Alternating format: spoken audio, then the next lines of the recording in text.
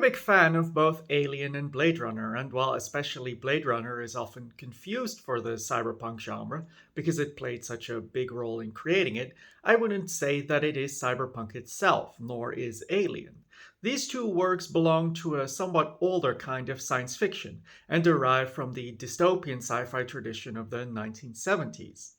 One of the key aspects of both of these works that I don't see so much in the later science fiction of the 1980s is a proletarian element.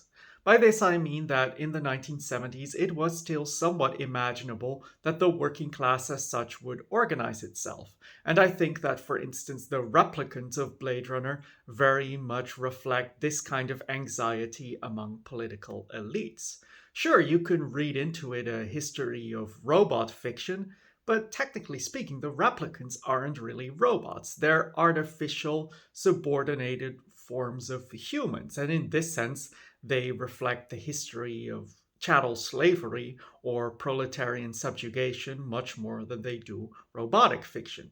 Their forerunner is the movie Metropolis, for instance, and not anything by Asimov.